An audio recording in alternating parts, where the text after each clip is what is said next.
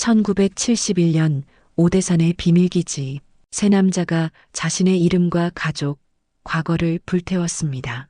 그날 이후 그들은 유령이 되었죠. 그리고 39년 후 서울의 재개발 현장에서 정체불명의 유골이 발견됩니다. 군화 속 쪽지엔 단 한 이름, 하경호. 기록되지 않은 작전, 기억되지 않은 사람들. Y21, 그 실체가 지금 밝혀집니다. 지금부터 국가가 끝내 외면했던 이야기 시작됩니다.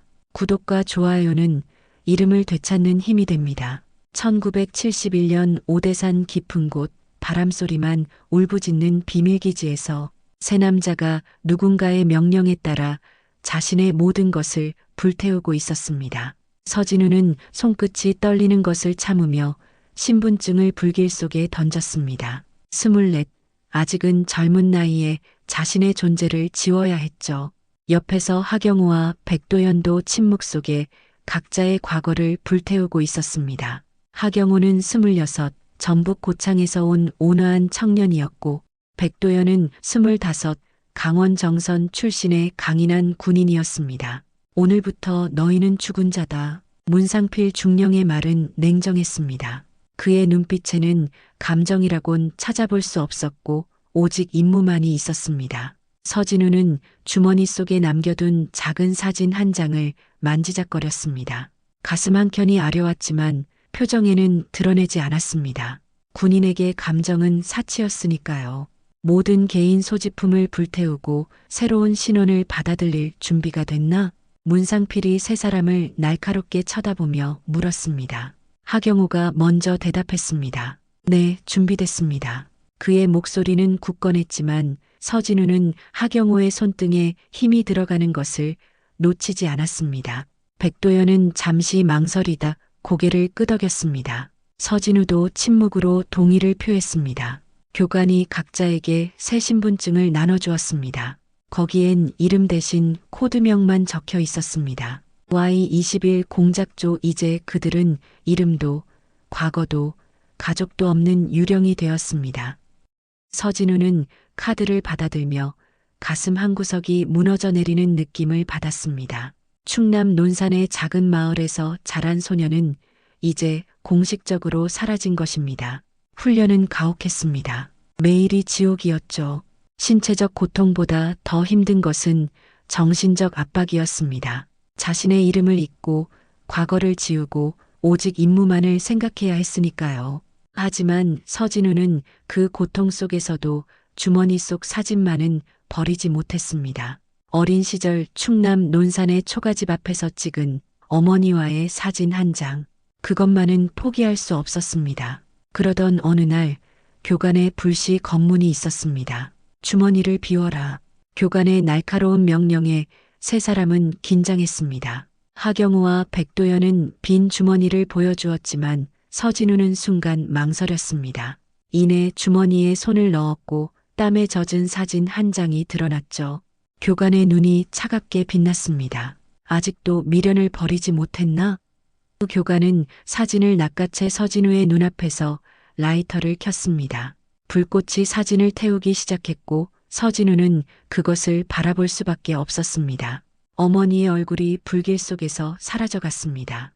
가슴 속에서 무언가가 함께 타들어가는 듯 했지만 서진우는 끝까지 표정을 감추었습니다. 하경우가 그를 걱정스럽게 바라보았지만 아무 말도 할 수 없었습니다. 이제 너희는 진짜 유령이 됐다. 이름도 과거도 가족도 없는 존재. 오직 임무만 있을 뿐이다. 교관의 말이 바람 속에 흩어졌습니다. 그날 밤 서진우는 침묵 속에 누워 천장을 바라보았습니다. 옆에서는 하경우가 낮은 목소리로 기도를 읊조리고 있었습니다. 백도연은 깊은 한숨을 내쉬며 담배를 피우고 있었습니다. 서진우는 자신의 가슴을 쓸어내렸습니다. 이제 그곳엔 어머니의 사진도 고향의 기억도 없었습니다. 오직 Y21이라는 코드명만이 남아있을 뿐이었죠. 내일부터 그들은 진정한 유령으로 살아가야 했습니다. 작전 전날 밤 바람이 유난히 거셌습니다. 마치 내일의 불길한 일을 예고하는 듯했죠. 백도연은 창가에 서서 담배를 피우고 있었습니다. 그의 눈빛은 복잡했고 불안함이 역력했습니다. 하경호는 침대 위에 앉아 조용히 무언가를 적고 있었고 서진우는 장비를 점검하고 있었습니다. 3개월간의 훈련을 마치고 드디어 실전에 투입되는 날이었습니다. 우린 그냥 버려진 장기 말이야. 백도연이 갑자기 입을 열었습니다. 그의 목소리에는 분노와 체념이 섞여 있었습니다. 게임이 끝나면 상자 속에 처박힐 말 조각들처럼 누구도 기억해주지 않을 거야. 하경호가 고개를 들었습니다. 그의 눈빛은 단호했습니다. 그게 나라를 지키는 일이야. 우리가 있어야 국민이 안전하게 살 수 있어. 그것만으로도 충분하지 않나? 국민? 백도연이 비웃음을 터뜨렸습니다. 우리 같은 존재를 아는 국민이 몇이나 된다고 생각해? 우리는 죽어도 묘비석 하나 없을 거야. 이름도 새겨지지 않은 채로 그냥 사라질 뿐이지. 하경호는 자리에서 일어났습니다. 그래도 의미가 있어. 백도연, 넌 처음부터 이것을 선택했잖아. 우리 모두 마찬가지야. 후회하기엔 너무 늦었어. 선택? 백도연의 목소리가 높아졌습니다. 선택이라고? 가난한 집안에서 태어나 다른 길이 없었던 나에게 무슨 선택이 있었지? 난 그냥 밀려온 거야. 이 자리까지. 서진우는 묵묵히 두 사람의 대화를 듣고 있었습니다. 내성적인 성격 탓에 쉽게 끼어들지 못했지만 두 사람의 말 모두 일리가 있다고 생각했습니다. 하경호는 서진우를 바라보며 물었습니다. 서진우는 어떻게 생각해? 우리가 하는 일이 의미 있다고 생각해? 서진우는 잠시 말을 고르다가 입을 열었습니다. 우리가 왜 여기 있는지는 중요하지 않아. 이미 우리는 여기 있고 내일 임무가 있어. 살아서 돌아오는 것, 그게 지금 우리의 목표야. 백도연이 쓴웃음을 지었습니다. 살아 돌아온다고 해서 뭐가 달라지겠어? 우리는 여전히 유령일 뿐이야. 이름 없는 존재들. 하경호가 조용히 백도연에게 다가갔습니다. 그래도 우리에겐 서로가 있잖아. 적어도 우리 셋은 서로를 기억할 수 있어. 그것만으로도 의미가 있지 않을까? 백도연은 답하지 않고 창밖을 바라보았습니다. 그의 눈에 비친 어둠은 그들이 마주할 미래와 같았습니다. 깊고 예측할 수 없는 어둠. 하경호는 다시 자리로 돌아가 종이에 무언가를 적기 시작했습니다. 서진우는 그것이 유서라는 것을 알았지만 묻지 않았습니다. 모두가 죽음의 가능성을 안고 있었지만 하경호만큼 솔직하게 그것을 받아들이는 사람은 없었습니다. 내일 아침 10시 우리는 경계를 넘는다. 서진우가 말했습니다. 정보를 수집하고 최대한 빨리 돌아와야 해. 불필요한 접촉은 피해야 해. 백도연이 고개를 끄덕였습니다. 난 준비됐어. 죽든 살든 이미 마음의 준비는 끝났으니까. 하경호는 종이를 접어 군화 속에 넣었습니다. 나도 준비됐어. 가족을 위해서라도 반드시 살아 돌아올 거야. 서진우는 하경호의 말에 작게 미소 지었습니다. 하경호는 가족에 대한 애정이 깊은 사람이었습니다. 그의 목표는 단순했습니다. 임무를 완수하고 가족에게 돌아가는 것. 그 단순함이 하경호에게 강인함을 주었습니다. 밤이 깊어갔습니다. 서진우는 장비를 정리하고 침대에 누웠습니다. 내일 그들은 목숨을 걸고 국경을 넘어야 했습니다. 공작원으로서의 첫 임무 Y-21 작전이 시작되는 것입니다. 잠들기 전 서진우는 이제는 없는 어머니의 사진을 떠올렸습니다. 비록 사진은 불태워졌지만 기억만은 남아 있었습니다. 그 기억이 서진우를 살아가게 하는 힘이었습니다. 유령이 되었다고 해도 가슴속에는 여전히 인간의 마음이 살아 있었으니까요. 국경을 넘은 지 나흘째 서진우와 하경호, 백도연은 북한 땅 깊숙이 침투해 있었습니다. 임무는 비밀 군사시설의 정보를 수집하는 것이었습니다. 그들은 낮에는 숨어 있다가 밤에만 움직였습니다. 유령처럼 흔적을 남기지 않으며 목표를 향해 다가갔죠. 오늘 밤 마지막 정찰을 하고 철수한다. 서진우가 작은 목소리로 말했습니다. 그는 세 사람 중 가장 침착했고 자연스럽게 리더 역할을 맡게 되었습니다. 내일까지 모든 정보를 취합해서 돌아가야 해. 하경호가 고개를 끄덕였습니다. 난 서쪽 지역을 담당할게. 시설 주변의 경비 상황을 살펴볼 거야. 백도연은 지도를 보며 말했습니다. 난 북쪽으로 가겠어. 혹시 눈에 띄는 것이 있으면 바로 알릴게. 세 사람은 각자의 임무를 확인하고 헤어졌습니다. 서진우는 동쪽으로 향했습니다. 어둠 속에서 그는 마치 그림자처럼 움직였습니다. 훈련받은 대로 소리 없이, 흔적 없이 시설 주변을 살피던 중 서진우는 예상치 못한 무언가를 발견했습니다. 새로운 미사일 발사대가 설치되고 있었습니다. 이것은 나만이 알지 못했던 정보였습니다. 서진우는 재빨리 사진을 찍고 상세한 메모를 남겼습니다. 정찰을 마치고 돌아오는 길, 서진우는 갑자기 총성을 들었습니다. 그의 심장이 빠르게 뛰기 시작했습니다. 총성이 들린 방향은 하경우가 간 서쪽이었습니다. 서진우는 망설임 없이 그곳으로 향했습니다. 그가 현장에 도착했을 때 하경우는 이미 다리에 총상을 입은 채 숨어 있었습니다. 적에게 발각됐어. 하지만 도망칠 수 있었지. 하경우의 얼굴은 창백했지만 목소리는 침착했습니다. 내 다리는 신경 쓰지 마. 우리가 수집한 정보가 더 중요해. 서진우는 하경우의 상처를 살폈습니다. 출혈이 심했습니다. 너를 두고 갈 순 없어. 함께 돌아가야 해. 이때 백도연이 나타났습니다. 그도 총성을 듣고 달려온 것이었습니다. 주변이 수색대로 가득해. 우리를 찾고 있어. 세 사람은 서둘러 마을 외곽의 폐가로 향했습니다. 그곳에서 그들은 상황을 정리하고 다음 행동을 계획해야 했습니다. 하경우는 서진우와 백도연의 도움으로 간신히 폐가에 도착했습니다. 그의 상태는 점점 악화되고 있었습니다. 정보를 정리하자. 서진우가 말했습니다. 우리가 수집한 것을 모두 모아 본부에 전달할 준비를 해야 해. 그들은 각자의 메모와 사진을 모았습니다. 특히 서진우가 발견한 미사일 발사대 정보는 매우 중요했습니다. 이 정보는 반드시 남한에 전달되어야 했습니다. 우리를 포위하고 있어. 창밖을 살피던 백도연이 갑자기 말했습니다. 그의 목소리에는 긴장감이 묻어났습니다. 최소 10명 이상의 병력이 접근하고 있어. 하경우가 고통을 참으며 자리에서 일어났습니다.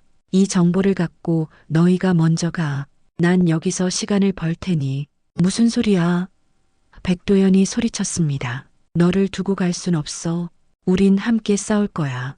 하경우가 쓴웃음을 지었습니다. 그럼 넌 죽는다. 우리 모두 죽는다고. 그럼 이 정보는 영원히 사라지게 될 거야. 그때 밖에서 소리가 들렸습니다. 나오라. 포위됐다. 하경우는 주머니에서 수류탄을 꺼냈습니다. 내가 저들을 상대할 테니 너희는 뒤편으로 빠져나가. 서진우, 이 정보를 반드시 전달해. 백도연이 하경우의 팔을 잡았습니다. 미친 짓이야. 함께 돌아가자고 약속했잖아. 약속은 지킬 수 없게 됐어. 하경우의 눈에 결의가 서렸습니다. 적어도 너희는 살아남아야 해. 그때 갑자기 폭발음이 들렸습니다. 하경우가 밖으로 뛰쳐나갔고 서진우와 백도연은 본능적으로 바닥에 엎드렸습니다. 창문 너머로 하경우가 적들 사이로 뛰어드는 모습이 보였습니다.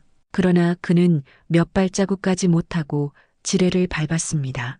큰 폭발음과 함께 하경우는 쓰러졌습니다.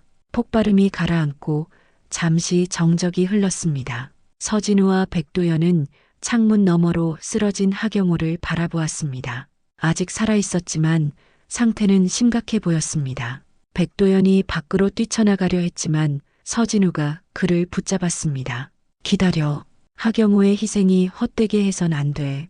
백도연의 눈에 분노가 서렸습니다. 그럼 그를 그냥 버리자는 거야? 서진우는 아무 말도 하지 않았습니다. 그저 창밖을 바라보며 상황을 살폈습니다. 폭발로 인해 적들은 잠시 혼란에 빠진 것 같았습니다. 하지만 곧 다시 모여들 것이 분명했습니다. 난 하경우를 데리러 갈 거야. 백도연이 단호하게 말했습니다. 정보는 내가 가져가.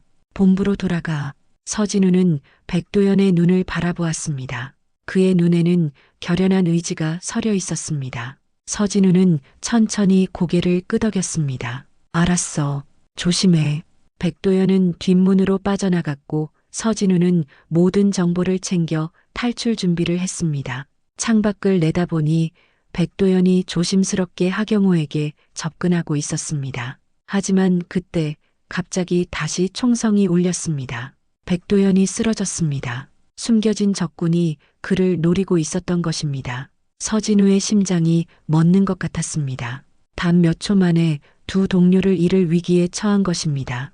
그는 재빨리 결정을 내려야 했습니다. 임무를 위해 혼자 탈출할 것인가, 아니면 동료들을 구하러 갈 것인가. 서진우는 깊은 숨을 들이쉬고 뒷문으로 나갔습니다.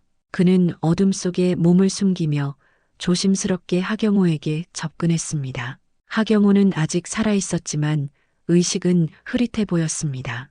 백도연은 어깨에 총상을 입었지만 다행히 치명상은 아니었습니다. 서진우가 하경호가 힘겹게 말했습니다. 정보 중요해. 서진우는 하경호의 손을 잡았습니다. 널 두고 갈 수 없어. 하경호의 눈에 눈물이 맺혔습니다. 부탁이야. 내 가족에게 내가 잘 살았다고 말해줘. 서진우는 아무 말도 할 수 없었습니다. 그때 갑자기 주변에서 발자국 소리가 들렸습니다. 적들이 다시 모여들고 있었습니다. 서진우는 백도연을 바라보았습니다. 백도연은 고통을 참으며 고개를 끄덕였습니다. 서진우, 정보를 지켜야 해. 서진우는 망설였지만 결국 결단을 내렸습니다. 그는 하경호에게 마지막으로 손을 내밀었습니다. 하경호는 그 손을 잡았고 서진우는 조용히 하경호의 목을 조르기 시작했습니다. 적에게 잡히면 겪을 고문보다는 이 편이 나을 것이라는 판단이었습니다. 하경호의 눈에서 이해의 빛이 스쳤고 그는 저항하지 않았습니다. 몇 초 후 하경호는 평화롭게 눈을 감았습니다. 미안해. 서진우는 속삭였습니다. 백도연이 가까스로 일어섰습니다. 넌가. 난 여기서 시간을 벌 테니. 서진우는 망설였지만 백도연의 단호한 눈빛에 더 이상 거역할 수 없었습니다. 그는 모든 정보를 품에 안고 어둠 속으로 사라졌습니다. 뒤에서는 백도연의 총성이 들렸고 이내 커다란 폭발음이 들렸습니다. 백도연이 수류탄을 터뜨린 것이었습니다. 서진우는 쉬지 않고 달렸습니다. 그의 눈에는 눈물이 고였지만 그는 앞만 보고 달렸습니다. 동료들의 희생을 헛되게 해서는 안 되었습니다. 그는 반드시 살아남아 이 정보를 전달해야 했습니다. 이틀 후 서진우는 가까스로 국경을 넘었습니다. 본부로 돌아왔을 때 그를 맞이한 것은 문상필 중령이었습니다. 서진우는 모든 정보를 전달했고 하경호와 백도연의 희생에 대해 보고했습니다. 훌륭한 임무 수행이었다. 문상필은 차갑게 말했습니다. 하지만 보고서엔 그들의 이름을 쓰지 마라. 이 작전은 비밀로 묻히게 될 것이다. 서진우는 믿을 수 없다는 표정으로 문상필을 바라보았습니다. 하지만 그들은 조국을 위해 목숨을 바쳤습니다. 적어도 그들의 희생은 기록되어야 하지 않을까요? 문상필은 고개를 저었습니다. 너희는 유령이다. 처음부터 존재하지 않았고 끝까지 존재하지 않을 것이다. 이것이 Y21 작전의 본질이다. 서진우는 말문이 막혔습니다. 하경호가 남긴 유서를 전달하려 했지만 문상필은 그것도 받아들이지 않았습니다. 모든 흔적을 소각하라. 이것은 명령이다. 그날 밤 서진우는 하경호의 유서를 불태웠습니다. 그의 마음도 함께 불타는 것 같았습니다. 유령으로 살다가 유령으로 사라진 동료들, 그들의 이름은 어디에도 기록되지 않을 것입니다. 서진우는 그제서야 백도연의 말이 맞았다는 것을 깨달았습니다. 그들은 단지 버려질 장기말에 불과했던 것입니다. 39년이 흘렀습니다. 2010년 서울 용산 재개발 지역에서 한 건설 현장 작업자가 이상한 발견을 했습니다. 북한군 복장을 한 유골이 발견된 것입니다. 군화 안에는 작은 쪽지가 있었습니다. 하경호 1955년에서 1971년 엄마. 그 발견은 즉시 국가정보원에 보고되었고 비밀리에 조사가 시작되었습니다. 조혜린 조사관은 32살의 젊은 나이에 이 사건을 맡게 되었습니다. 서울 출신의 그녀는 기밀보다 진실을 중요시하는 원칙주의자였습니다. 사무실에서 유골 발견 보고서를 검토하던 그녀는 이상한 점을 발견했습니다. 북한군 복장이지만 군화는 분명 남한제였습니다. 그리고 쪽지에 적힌 이름 하경호. 대한민국 국적자였을 가능성이 높았습니다. 이 사건 내가 맡겠습니다. 조혜리는 상관에게 말했습니다. 상관은 미심쩍은 표정으로 그녀를 바라보았습니다. 조심해. 이건 단순한 사건이 아닐 수도 있어. 위에서도 관심을 보이고 있다고. 조혜리는 고개를 끄덕였습니다. 알겠습니다. 하지만 진실은 밝혀져야 한다고 생각합니다. 조혜리는 하경호라는 이름을 국가기록보관소에서 검색했습니다. 하지만 아무런 기록도 나오지 않았습니다. 마치 그런 사람은 존재하지 않았던 것처럼. 그녀는 북한군 복장으로 위장한 특수부대원일 가능성을 생각하고 육군 특수전 기록을 조사했습니다. 거기서도 하경호라는 이름은 찾을 수 없었습니다. 조혜리는 포기하지 않고 1971년 전후의 비밀 작전 기록을 조사하기 시작했습니다. 대부분의 문서는 접근이 제한되어 있었지만 그녀는 자신의 직위를 이용해 조금씩 정보를 모았습니다. 그러던 중 그녀는 한 문서에서 Y21이라는 코드명을 발견했습니다.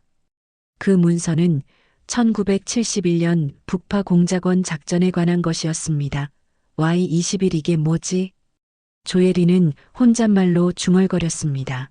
그녀는 더 깊이 파고들었고 마침내 Y21 작전에 대한 일부 정보를 찾았습니다. 3명의 공작원이 북한에 침투했으나 1명만 귀환한 작전이었습니다. 하지만 공작원들의 이름은 어디에도 기록되어 있지 않았습니다. 조혜리는 그 작전의 지휘관을 찾기로 했습니다. 문서에 따르면 지휘관은 문상필이라는 중령이었습니다. 그녀는 문상필의 현재 상태를 조사했고 그가 87살의 나이로 서울 외곽에 살고 있다는 것을 알아냈습니다. 다음 날 조혜리는 문상필의 집을 방문했습니다. 노인은 그녀를 경계하는 눈빛으로 맞이했습니다. 무슨 일로 오셨나요? 문상필이 물었습니다. Y21 작전에 대해 알고 싶습니다. 조혜린이 단도직입적으로 말했습니다. 하경호라는 이름을 들어보셨나요? 문상필의 얼굴이 창백해졌습니다. 그건 이미 오래전에 묻힌 이야기입니다. 지금 와서 왜 파헤치는 건가요? 하경호의 유해가 발견됐습니다. 그의 가족에게 진실을 알려줄 권리가 있다고 생각합니다. 문상필은 한참 동안 침묵했습니다. 그의 눈에는 오래된 후회와 죄책감이 어려 있었습니다. 난 그저 명령을 따랐을 뿐이요. 그들은 처음부터 유령이었소. 이름도 과거도 미래도 없는 존재들. 하지만 그들은 실존했던 사람들입니다. 가족이 있고 꿈이 있었을 겁니다. 조혜린의 목소리가 강해졌습니다. 문상필은 깊은 한숨을 내쉬었습니다. Y21. 3명의 젊은이들이었소. 서진우, 하경호, 백도연. 그들은 국가를 위해 자신의 존재를 버렸소.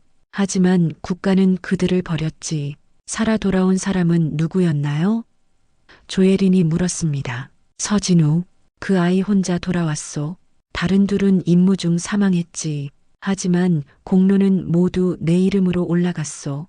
문상필의 목소리에 후회가 묻어났습니다. 난 승진했고 그들은 잊혔소. 서진우는 지금 어디 있나요? 조혜린이 다시 물었습니다. 모르오. 작전 후 그는 제대했고 연락이 끊겼소. 하지만 문상필이 잠시 망설였습니다. 백도연은 알고 있소. 그는 살아 돌아왔지만 하반신이 마비됐소. 지금은 강원도 어딘가의 요양원에 있을 거요. 조혜린은 놀랐습니다. 백도연도 살아있나요? 기록에는 1명만 생존한 것으로 되어 있는데요. 공식 기록에는 그렇지. 하지만 백도연은 살아 돌아왔소. 다만 말을 할 수 없는 상태였기에 비밀로 요양 중이었지. 정부는 그를 죽은 것으로 처리했소. 조혜린은 모든 것을 기록했습니다. 그녀는 백도연을 찾기로 결심했습니다. 마침내 진실에 가까워지고 있다는 느낌이 들었습니다. 이 3사람의 이야기, 국가가 지우려 했던 이름들, 그녀는 그들에게 이름을 돌려주고 싶었습니다. 사무실로 돌아온 조혜리는 보고서를 작성하려 했지만 상관이 그녀를 불렀습니다. Y-21 작전에 대한 조사를 중단하라는 지시가 내려왔다. 상관이 말했습니다. 이건 국가안보와 관련된 문제야. 더 이상 파고들지 마. 조혜리는 항의했습니다. 하지만 이건 단순한 기밀이 아닙니다. 사람들의 삶이고 진실입니다. 명령이다. 상관의 목소리는 단호했습니다. 이 사건은 여기서 종결된다. 하지만 조혜리는 포기하지 않았습니다. 그녀는 몰래 조사를 계속했고 마침내 백도연이 있는 요양원을 찾아냈습니다. 그리고 서진우에 대한 단서도 발견했습니다. 서진우는 목수가 되어 조용히 살아가고 있었습니다. 조혜리는 그를 찾아가기로 결심했습니다. 충청남도의 작은 마을 서진우는 이제 65살의 노인이 되어 목공소를 운영하고 있었습니다. 그의 손은 여전히 정교했고 나무를 다루는 솜씨는 마을에서 정평이 나 있었습니다. 하지만 그의 눈에는 언제나 슬픔이 깃들어 있었습니다. 아무도 그 이유를 알지 못했습니다. 그날도 서진우는 목공소에서 일하고 있었습니다. 나무를 깎고 다듬는 작업은 그에게 평화를 가져다 주었습니다. 그때 낯선 여성이 목공소를 찾아왔습니다. 서진우 씨를 찾습니다. 여성이 말했습니다. 서진우는 천천히 고개를 들었습니다. 제가 서진우입니다만 누구시죠? 국가정보원 조혜린입니다. 그녀가 신분증을 보여주었습니다. Y-21 작전에 대해 이야기를 나누고 싶습니다. 서진우의 얼굴이 굳어졌습니다. 오랫동안 억눌러왔던 기억이 한순간에 되살아났습니다. 그는 손에 들고 있던 끈을 내려놓았습니다. 모르는 이야기입니다. 가주십시오. 서진우의 목소리는 차갑게 변했습니다. 하경호의 유해가 발견됐습니다. 조혜린이 말했습니다. 그의 군화 안에서 쪽지가 나왔습니다. 서진우의 손이 떨리기 시작했습니다. 그는 아무 말도 하지 않았지만 그의 눈에 깃든 슬픔이 더 깊어졌습니다. 이젠 말해야 할 때입니다. 그들을 위해서라도. 조혜린이 부드럽게 말했습니다. 하경호와 백도연 그들의 이야기가 세상에 알려져야 합니다. 서진우는 고개를 저었습니다. 무슨 소용이 있습니까? 그들은 이미 죽었고 국가는 그들을 잊었습니다. 백도연 씨는 살아있습니다. 조혜린이 말했습니다. 강원도 요양원에 계십니다. 서진우의 눈이 크게 떠졌습니다. 백도연이 살아있다고요? 네. 하반신 마비 상태로 요양 중이십니다. 말을 할 수는 없지만 의식은 있으십니다. 서진우는 의자에 앉았습니다. 그의 두 손이 심하게 떨렸습니다. 모든 게 제 탓입니다. 제가 그들을 버리고 왔어요. 조혜리는 서진우 앞에 앉았습니다. 당신은 임무를 완수했을 뿐입니다. 그들의 희생이 헛되지 않게 하기 위해서였죠. 하지만 결국 모든 것이 헛된 일이 되었습니다. 서진우의 목소리가 떨렸습니다. 그들의 이름은 어디에도 남지 않았고 공로는 다른 사람의 것이 되었죠.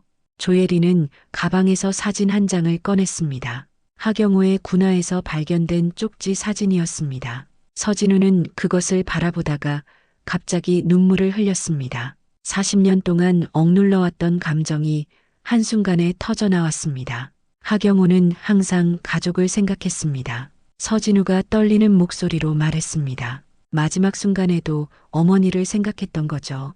작전에 대해 말해주세요. 조혜린이 부드럽게 물었습니다.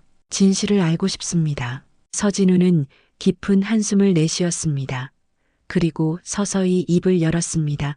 Y-21 작전의 전말, 하경호의 희생, 백도연의 부상, 그리고 그가 혼자 돌아온 이야기. 그는 오랫동안 가슴속에 묻어두었던 모든 것을 털어놓았습니다. 하경호는 내 눈앞에서 죽었습니다. 적에게 잡히면 고문을 당할 것이 뻔했기에 제가 직접 그의 목을 졸랐습니다. 그가 편안하게 갈 수 있도록. 조혜리는 충격을 받았지만 감정을 드러내지 않았습니다. 그녀는 서진우의 이야기를 모두 기록했습니다. 백도연은 살아있다고 했죠? 서진우가 물었습니다. 그를 볼 수 있을까요? 물론입니다. 함께 가시죠. 조혜린이 말했습니다. 다음 날 서진우와 조혜린은 강원도의 한 요양원을 찾았습니다. 백도연은 휠체어에 앉아 창밖을 바라보고 있었습니다. 40년의 세월이 흘렀지만 서진우는 즉시 그를 알아보았습니다. 백도연, 서진우가 떨리는 목소리로 불렀습니다. 백도연이 천천히 고개를 돌렸습니다. 그의 눈이 커졌고 감정의 물결이 그의 얼굴을 스쳤습니다. 말을 할 수는 없었지만 그의 눈빛이 모든 것을 말해주었습니다. 기쁨, 슬픔, 그리고 오랜 그리움. 서진우는 백도연 앞에 무릎을 꿇었습니다. 미안해. 널 버리고 온 것 같아서 미안해. 백도연은 떨리는 손을 뻗어 서진우의 어깨를 토닥였습니다. 말은 없었지만 그 제스처만으로도 충분했습니다. 용서와 이해의 표현이었습니다. 두 노인은 눈빛만으로 서로의 마음을 읽었습니다. 40년의 세월이 무색하게 그들은 여전히 Y21 공작조의 전우였습니다. 조혜리는 조용히 그 장면을 지켜보았습니다. 그녀는 이제 무엇을 해야 할지 알았습니다. 그들의 이야기를 세상에 알려야 했습니다. 잊혀진 영웅들에게 이름을 돌려주어야 했습니다. 오대산 기슭 작은 표지석 하나가 세워졌습니다. 여기 한 사람의 이름이 묻혀 있습니다. 그 간결한 문구 아래에는 아무런 이름도 새겨져 있지 않았습니다. 하지만 그 표지석은 Y21 작전에 참여했던 3명의 북파 공작원을 기리는 것이었습니다. 문상필은 이제 노인이 되어 조용히 표지석 앞에 서 있었습니다. 그는 매년 이날 아무도 모르게 이곳을 찾아 꽃을 헌화했습니다. 은퇴 후 그는 자신이 독식했던 공로와 영광에 시달렸고 작은 보상이라도 하고자 이 표지석을 세웠던 것입니다. 물론 그의 이름은 어디에도 없었습니다. 그저 무명의 헌화자로만 남기를 원했습니다. 오랜만입니다, 중령님. 뒤에서 목소리가 들렸습니다. 문상필이 돌아보니 서진우가 서 있었습니다.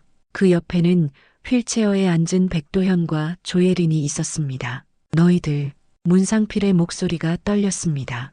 아직도 살아있었구나. 네, 우리는 살아남았습니다. 서진우가 말했습니다. 하지만 하경호는 그러지 못했죠. 문상필은 고개를 숙였습니다. 미안하다. 내가 너희를 버렸어. 이제 와서 사과해도 소용없습니다. 서진우의 목소리는 차분했습니다. 하지만 우리는 이제라도 진실을 알리고 싶습니다. 하경호의 이름이, 우리의 이야기가 역사에 남아야 합니다. 백도연은 말을 할 수 없었지만 그의 눈빛은 강렬했습니다. 그는 천천히 손을 들어 표지석을 가리켰습니다. 여기 한 사람의 이름이 묻혀 있습니다. 그 문구가 마음에 드는 듯 했습니다. 저는 Y-21 작전의 진실을 기록하겠습니다. 조혜린이 말했습니다. 국가가 인정하든 말든 이 이야기는 남겨져야 합니다. 문상필은 깊은 한숨을 내쉬었습니다. 난 너희에게 진 빚이 있다. 내 이름으로 올라간 공로, 내가 받은 훈장과 승진, 모두 너희 것이었는데 우린 공로를 바라고 한 일이 아닙니다. 서진우가 말했습니다. 다만 기억되길 원했을 뿐이죠. 하경호는 특히 그랬습니다. 그는 끝까지 국가를 믿었습니다. 백도연의 눈에 눈물이 고였습니다. 그는 서진우의 손을 꼭 잡았습니다. 서진우도 백도연의 손을 마주 잡았습니다. 두 사람은 말없이 표지석을 바라보았습니다. 그들의 마음속에는 하경호의 모습이 선명하게 살아 있었습니다. 하경호의 유골은 어떻게 되었나요? 문상필이 물었습니다. 국가유공자 묘역에 안장될 예정입니다. 조혜린이 대답했습니다. 물론 그의 진짜 이름으로요. 그리고 그의 가족을 찾아 진실을 알릴 것입니다. 문상필의 눈에 눈물이 고였습니다. 그래, 그래야 하지. 그들은 영웅이었으니까. 서진우는 주머니에서 작은 사진 한 장을 꺼냈습니다. 그것은 Y-21 공작조가 훈련받던 시절의 사진이었습니다. 서진우, 하경호, 백도연, 세 젊은이가 함께 있는 모습. 서진우는 그 사진을 몰래 간직해왔던 것입니다. 이것만은 버릴 수 없었습니다. 서진우가 말했습니다. 우리가 유령이 되기 전의 모습이니까요. 백도연은 떨리는 손으로 사진을 받아들었습니다. 그의 눈에서 눈물이 흘러내렸습니다. 사진 속의 그들은 아직 젊고 희망에 차 있었습니다. 죽음과 배신, 망각을 겪기 전에 순수한 모습이었습니다. 이제 우리도 얼마 남지 않았습니다. 서진우가 말했습니다. 우리가 죽기 전에 하경호의 이름이 세상에 알려졌으면 합니다. 우리 모두의 이름이요.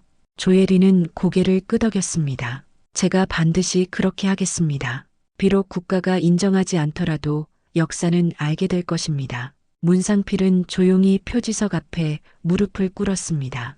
그는 자신이 가져온 흰 국화를 내려놓았습니다. 용서해다오. 내가 너희를 지키지 못해서. 서진우와 백도연도 표지석 앞에 섰습니다. 세 사람은 침묵 속에 과거를 회상했습니다. 1971년의 그 밤, 작전 전날의 대화, 하경호의 희생, 그리고 그 후의 긴 침묵. 모든 것이 그들의 기억 속에 생생했습니다. 표지석 위로 햇살이 비추었습니다. 마치 오랫동안 감춰져 있던 진실이 드디어 빛을 보게 된 것처럼 조혜리는 그 모습을 조용히 지켜보았습니다. 그녀는 결심했습니다. 어떤 압력이 있더라도 이 이야기를 세상에 알릴 것입니다. 유령으로 살다 간 이들에게 이름을 돌려주기 위해. 3년이 지났습니다. 서진우는 평화롭게 눈을 감았습니다. 그의 장례식에는 많은 사람이 찾아왔습니다. 평생 몫으로 살며 많은 이들에게 존경받았던 그였습니다. 하지만 그의 또 다른 삶, Y-21 공작원으로서의 삶은 여전히 많은 이들에게 알려지지 않았습니다. 장례식 후 몇 달이 지나 백도연도 세상을 떠났습니다. 그는 말없이 살다가 말없이 떠났습니다. 하지만 그의 눈빛만은 끝까지 강렬했습니다. 마지막 순간까지 그는 서진우와 하경호를 기억했습니다. 오대산 기슭의 작은 표지석 앞 한 소녀가 서 있었습니다. 9살의 정예솔, 서진우의 외손녀였습니다. 그녀 옆에는 조혜린이 서 있었습니다. 할아버지는 왜 이름이 없어요? 예솔이 표지석을 가리키며 물었습니다. 여기 한 사람의 이름이 묻혀 있습니다. 라는 문구만 새겨진 표지석을 의아하게 바라보는 순진한 눈빛이었습니다. 조혜리는 잠시 생각에 잠겼습니다. 그녀는 지난 3년 동안 Y-21 작전의 진실을 밝히기 위해 노력했습니다. 그러나 여전히 국가는 이 작전을 공식적으로 인정하지 않았습니다. 그녀는 내부 고발자로 찍혀 징계까지 받았지만 포기하지 않았습니다. 내 할아버지는 특별한 일을 하셨단다. 조혜린이 부드럽게 말했습니다. 하지만 그 일은 비밀이었어. 그래서 이름을 쓸 수 없었지. 어떤 일이었어요? 예솔의 눈이 호기심으로 빛났습니다. 조혜린은 가방에서 한 장의 종이를 꺼냈습니다. 그것은 Y-21 작전에 대한 모든 기록이었습니다. 서진우, 하경호, 백도연의 이야기, 그들의 용기와 희생, 그리고 긴 침묵의 세월. 이건 내가 꼭 기억해줘야 할 이야기야. 조혜린이 종이를 예솔에게 건넸습니다. 내 할아버지와 그의 친구들에 관한 이야기지. 예솔은 조심스럽게 종이를 받아들었습니다. 아직 어렸지만 그녀는 이 이야기의 중요성을 느낄 수 있었습니다. 그녀의 작은 손이 종이를 꼭 쥐었습니다. 약속해요. 절대 잊지 않을게요. 예솔이 진지하게 말했습니다. 조혜리는 미소를 지었습니다. 비록 국가는 인정하지 않았지만 이렇게라도 그들의 이야기는 전해질 것입니다. 다음 세대에게, 그리고 또 그 다음 세대에게 유령으로 살았던 사람들의 이름이 마침내 빛을 보게 될 것입니다. 할아버지는 영웅이었어요? 예솔이 물었습니다. 그래, 내 할아버지는 영웅이었어. 조혜린이 대답했습니다. 하지만 아무도 알아주지 않는 영웅이었지. 그와 그의 친구들, 하경우와 백도연. 그들은 조국을 위해 자신의 이름마저 포기했단다. 예솔은 표지석을 다시 바라보았습니다. 그리고 자신이 들고 온 작은 흰 국화를 내려놓았습니다. 할아버지, 이제 제가 할아버지 이름을 기억할게요. 하경우 아저씨와 백도연 아저씨도요. 바람이 불어 소녀의 머리카락을 흩날렸습니다. 마치 누군가가 그녀의 머리를 쓰다듬는 것 같았습니다. 조혜리는 그 모습을 바라보며 가슴이 뭉클해졌습니다. 그녀의 노력이 헛되지 않았다는 느낌이 들었습니다. 그때 멀리서 한 노인이 걸어오는 것이 보였습니다. 문상필이었습니다. 그는 여전히 매년 이날이면 이곳을 찾아왔습니다. 문상필은 조혜린과 예솔을 보고 잠시 멈칫했지만 이내 다가왔습니다. 여전히 이곳을 찾으시는군요. 조혜린이 말했습니다. 문상필은 고개를 끄덕였습니다. 내 남은 인생을 이들을 기억하며 살고 있어. 그게 내가 할 수 있는 최소한의 일이니까. 그는 예솔을 바라보았습니다. 이 아이는 누구요? 서진우 씨의 외손녀입니다. 정예솔이라고 해요. 조혜린이 소개했습니다. 문상필의 눈에 놀라움이 스쳤습니다. 서진우의 외손녀라고? 예솔은 노인을 바라보며 공손히 인사했습니다. 안녕하세요, 할아버지. 문상필은 무릎을 꿇어 예솔의 눈높이에 맞추었습니다. 내 할아버지는 정말 훌륭한 사람이었단다. 그는 영웅이었어. 알아요. 예솔이 자신있게 대답했습니다. 할아버지와 하경우 아저씨, 백도연 아저씨 모두 영웅이었어요. 문상필의 눈에 눈물이 고였습니다. 그는 자신이 가져온 흰 국화를 예솔의 국화 옆에 내려놓았습니다. 그래, 모두 영웅이었지. 조혜린은 두 사람을 바라보았습니다. 세대를 넘어 이어지는 기억. 이것이야말로 진정한 역사였습니다. 국가의 공식 기록에는 없을지 모르지만 이렇게 마음에서 마음으로 전해지는 이야기는 영원히 살아남을 것입니다. 이제 가볼까? 조혜린이 예솔에게 손을 내밀었습니다. 예솔은 고개를 끄덕이고 조혜린의 손을 잡았습니다. 그리고 문상필에게 작별 인사를 했습니다. 다음에 또 올게요, 할아버지. 문상필은 미소를 지었습니다. 그래, 언제든지 오너라. 여기엔 내 할아버지의 이야기가 있으니까. 조혜린과 예솔이 떠난 후 문상필은 홀로 표지석 앞에 남았습니다.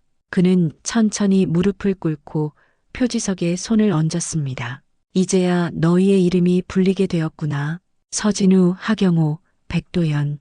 미안하다. 그리고 고맙다. 바람이 다시 불었고 표지석 위에 놓인 흰 국화가 살짝 흔들렸습니다. 마치 오랫동안 잊혀져 있던 영혼들이 마침내 평화를 찾은 것처럼. 그로부터 몇 년 후 조혜린의 끈질긴 노력 끝에 Y-21 작전은 공식적으로 인정받게 되었습니다.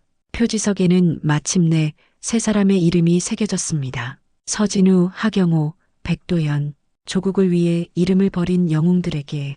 국가유공자 묘역에도 세 사람의 이름이 올라갔습니다. 예솔은 성인이 되어서도 매년 그 표지석을 찾았습니다. 그리고 자신의 아이들에게도 할아버지와 그의 친구들 이야기를 들려주었습니다.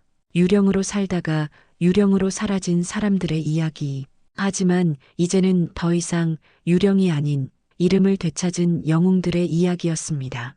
우리는 그들을 기록하지 않았지만 아이들이 그 이름을 부를 때 그들은 다시 살아난다.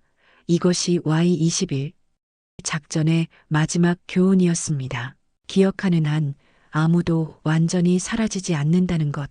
이름을 부르는 한 그들은 영원히 우리와 함께한다는 것. 표지석 위에 놓인 하얀 국화가 햇살을 받아 반짝였습니다.